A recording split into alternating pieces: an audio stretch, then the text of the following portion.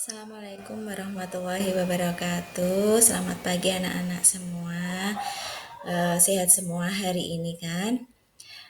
Oke, pada hari ini Purina akan menyampaikan tentang mata pelajaran kita yaitu pengolahan hasil hewani. Dan tema yang kita ambil hari ini adalah pengolahan susu yaitu pembuatan yogurt.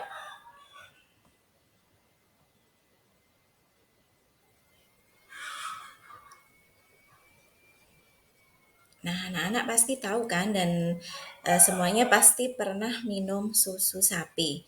Nah, di dalam susu sapi sendiri itu menurut Bakel itu komposisi rata-rata susu sapi untuk semua jenis sapi perah yaitu 3,9% lemak, 3,4% protein, 4,8% laktosa, 0,72% abu, dan 87,10% air.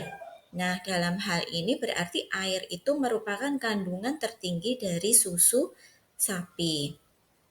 Nah, di tulisan yang Ibu beri tanda warna hitam yaitu protein itu setara dengan lemak itu bukan berarti sama ya. Tapi kadarnya itu hampir sama. Dan dalam hari ini kadar lemak dijadikan sebagai tolak ukur mutu susu. Jadi lemak yang susu yang bagus itu berarti lemaknya tinggi gitu. Nah, coba sekarang kita lihat seperti ini ya, komposisi air susu. Di sini ada vitamin, mineral. Nah, vitaminnya apa yang ada di dalam susu? Yaitu vitamin A, B, D, E, K. Ada niacin dan ada riboflavin. Di sini vitamin C-nya tidak ada ya. Terus untuk mineral sendiri, bahwa susu sapi itu mengandung banyak mineral yaitu kalsium, sodium, potasium, magnesium, dan fosfor. Nah, yang sering kita gunakan untuk pertumbuhan ya, apalagi kalian di masa-masa pertumbuhan yaitu kalsium untuk memperkuat tulang dan gigi. Sedangkan protein sendiri di dalam susu itu ada kasein, lakta-albumin, dan lakta-globulin. Sedangkan karbohidratnya bukan karbohidrat seperti nasi ya, tapi karbohidratnya itu dalam bentuk gula, yaitu gulanya laktosa. Nah, seperti yang kalian lihat di dalam PowerPoint-nya bahwa laktosa ini berfungsi untuk pembentukan sel otak. Untuk tingkat kemanisannya seperempat dari sukrosa. Dan juga ada lemak susu. Lemak susu sendiri merupakan emulsi dari oil in water. Berarti ada lemak yang terdispersi di dalam air. Nah, coba kita lihat. Anak-anak pernah ya melihat susu kalau didiamkan lama itu akan seperti ini. Akan memisah. Nah, pemisahan ini itu bisa terjadi secara otomatis, secara alami. Nah, di sini yang di atas itu yang berwarna putih itu merupakan krim. Bagian susunya merupakan krim atau bisa disebut lemak susu atau biasa disebut dengan heavy cream. Sedangkan yang berwarna bening itu skim. Nah, untuk lemaknya yang tinggi itu yang di bagian atas. Coba kita lihat. Nah, ini adalah hasil-hasil dari olahan susu. Mungkin anak-anak bisa menyebutkannya sendiri dan bisa mencari literatur di buku atau di referensi lain. Ya, ini banyak sekali olahan-olahan susu yang sering kalian nikmati juga dan juga sering kalian makan.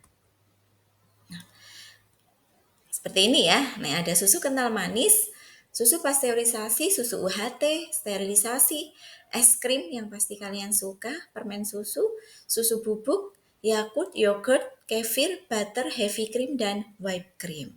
Nah, anak-anak pasti tidak asing semua kan dengan produk-produk dari olahan susu itu.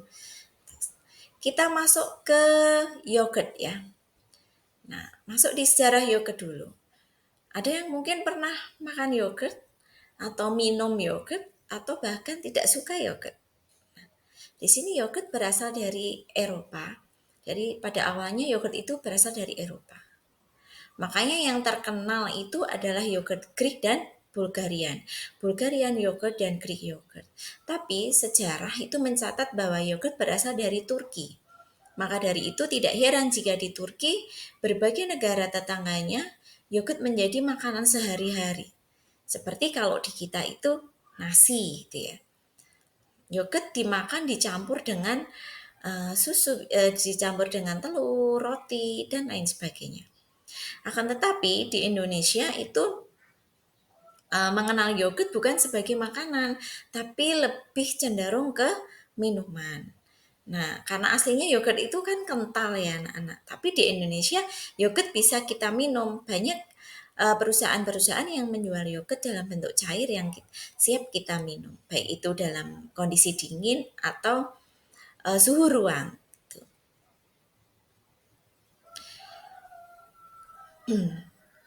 Yogurt hanya mengandung susu dan bakteri saja. Ada 2 sampai 3 merek di Indonesia. Tapi selebihnya yogurt di Indonesia itu kebanyakan bakterinya mungkin sudah mati ya, terkena berbagai macam bahan kimia, bahan pengawet seperti pewarna, perasa, dan pengawet. Rata-rata merek kecuali merek Yakult ya, itu menggunakan 4 spesies pembentuk asam laktat yang merupakan bakteri yogurt Bulgarian yang kental. Bahkan ada yogurt keluaran baru dan dia menyebut sebagai Greek yogurt pakai bakteri yogurt Bulgaris gitu. Lanjut. Nah, dalam pembuatan yogurt sendiri, kita ada 2 cara, yaitu 2 kelompok besar dari yogurt, yaitu yogurt mesofilik dan yogurt termofilik. Yogurt mesofilik ini susunya difermentasi karena kita belajar tentang yogurt berarti kita belajar tentang susu fermentasi. Nah, untuk bakteri mesofilik sendiri itu dalam pembuatan yogurt itu berkembang di suhu 20 sampai 37 derajat Celcius. Jadi ini tidak perlu di inkubator seperti itu ya. Cara pembuatannya, susu yang sudah dipasteurisasi ditunggu sampai suhunya mencapai 30 derajat Celcius lalu diberi kultur mesofilik, ditutup agar terfermentasi di suhu ruangan tanpa inkubator. Nah, untuk kekurangannya sendiri ini memakan waktu 3 sampai 2 sampai 3 hari atau tidak bisa langsung jadi 8 jam. Hampir tidak ada titik kritis dalam pembuatan yogurt meso ini ya, kecuali kontaminasi. Jadi ketika anak-anak nanti membuat yogurt ini ya harus benar-benar kondisinya steril agar tidak terkontaminasi. Nah, untuk yang kedua yaitu yogurt termofilik. Nah, ini memang lebih rumit. Contohnya Bulgarian, Greek, sama Yakult. Ini pembuatannya memang menggunakan suhu yang lebih tinggi daripada yogurt yang mesofil. Nah, untuk kendalanya sendiri dalam pembuatan yogurt yaitu yang pertama, anak-anak bisa lihat di slide-nya ya, yogurtnya pecah antara curd atau padatannya dan cairannya itu terpisah. Nah, ini tidak bisa kalau yogurt seperti ini. Nah, penyebabnya kenapa bisa terpecah antara whey dan curd-nya? Ini ketika saat pemeraman suhunya terlalu tinggi, jadi di atas 43 derajat Celcius atau diperam terlalu lama. Seharusnya di 4 jam pertama dicek yogurtnya, lalu setiap jam itu juga dicek. Di jam ke-6 sampai 8 biasanya yogurt sudah siap dipanen dan mengagar atau mengental. Kalau dilanjutkan berapa jam bisa pecah dan jelek. Jadi pemeraman berlebihan juga tidak akan membuat yogurt lebih baik, gitu ya. Nah, pemeramannya yang standar adalah 8 jam. Lalu kalau misalnya nih bibitnya itu berupa serbuk, aktivasinya biasanya diperam 24 sampai 48 jam dulu. Setelah itu hasil dari pemeramannya itu dibuat yogurt lagi. Untuk yang kedua, yaitu yogurt tidak halus tetapi kalau dalam bahasa Jawa itu berendili atau yang peringkil seperti itu. Atau ada rasa kasar granulnya. Nah, kenapa sih bisa terjadi seperti itu? Penyebabnya bisa dari dua hal. Yang pertama, bibit yogurtnya tidak dari indukan yang kering, tapi dari yogurt generasi yang sudah kesekian. Bukan dari biang yang asli gitu ya, sudah diregenerasi terus.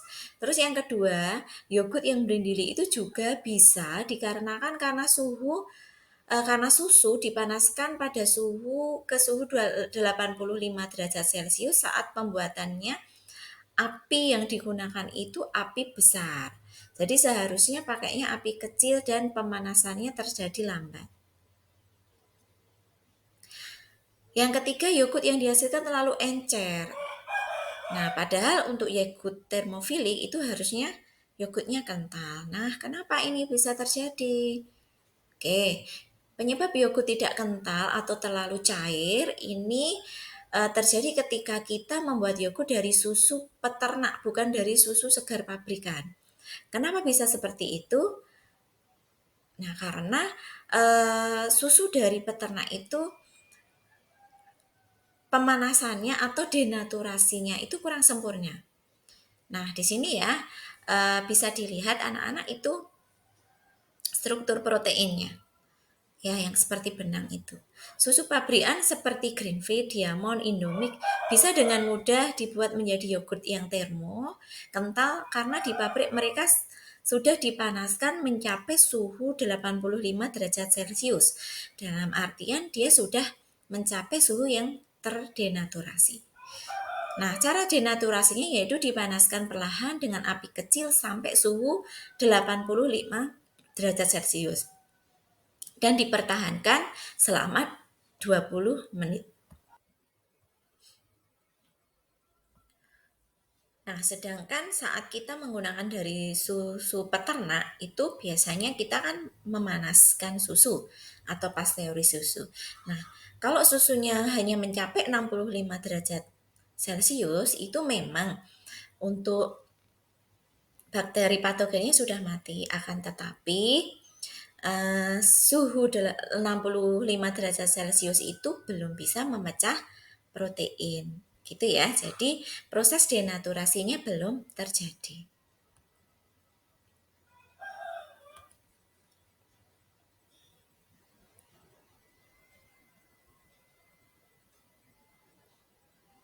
Nah, sedangkan ini alasannya kalau denaturasi protein susu perlu suhu yang lebih tinggi dan lebih lama di suhu 85 derajat Celcius. Tadi waktunya 20 menit ya.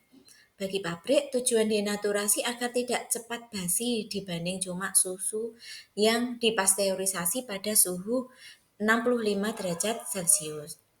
Yogurt termo yang kurang kental juga bisa disebabkan karena kasein atau padatan susu yang kurang karena kualitas susunya kurang baik. Nah, untuk kasus ini bisa ditambahkan susu bubuk dalam pembuatan yogurtnya. Yang keempat, yogurt rasanya getir. Nah, pernah kan anak-anak meminum yogurt yang rasanya getir atau pahit? Nah, tidak pernah beli yogurt seperti ini. Kalau di pasaran mungkin tidak pernah, tapi kalau membuat sendiri itu akan sangat memungkinkan.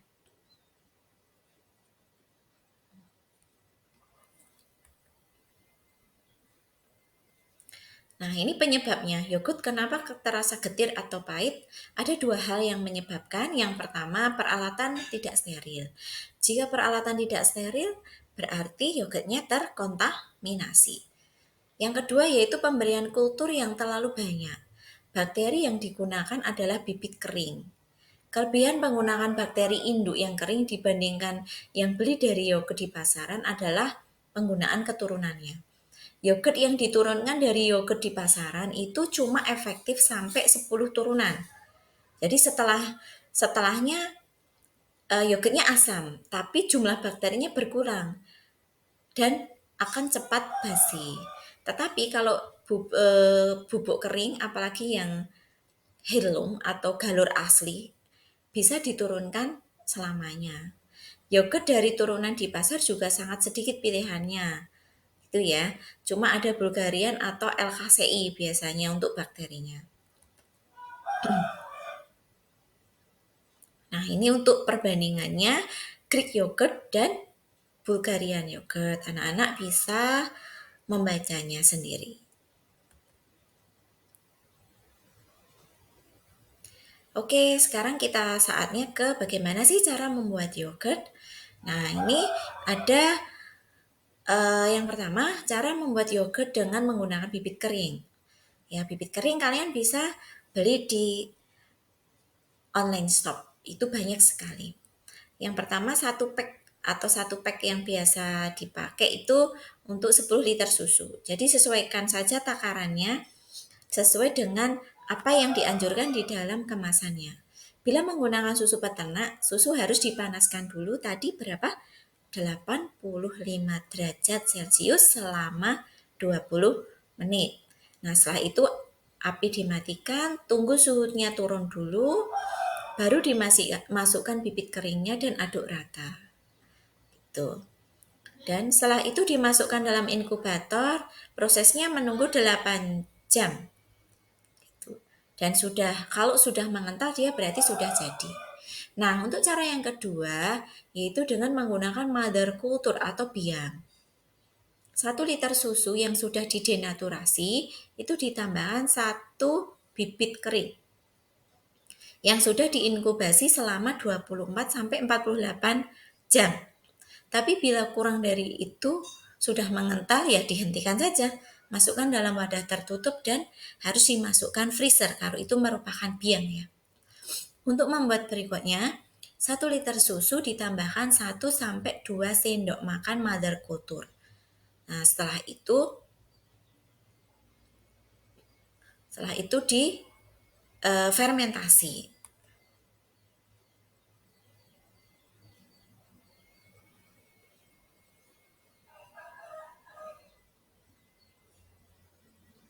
Nah, ini anak-anak bisa dilihat di sini ya. Ini untuk yang starter kering atau starter inaktif. Itu ini 5 gram kalau di sini sasetannya. Terus ditambahkan susu. Diinkubasi 4 jam. Starternya aktif. Bisa untuk membuat 40 liter yogurt. Seperti itu ya. Jadi karena bubuk itu harus di inaktif.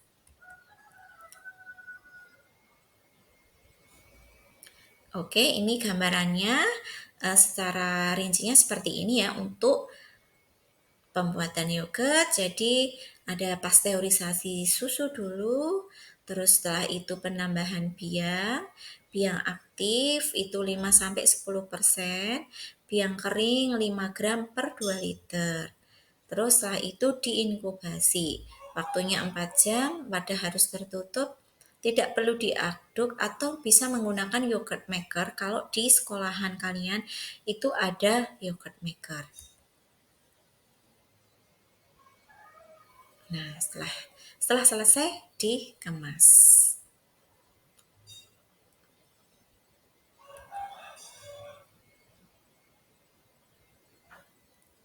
Nah, ini contoh alat atau inkubatornya. Yang pasti bagaimana inkubator itu bisa mempertahankan suhu tetap stabil. Dan yang satunya itu adalah yogurt maker ya.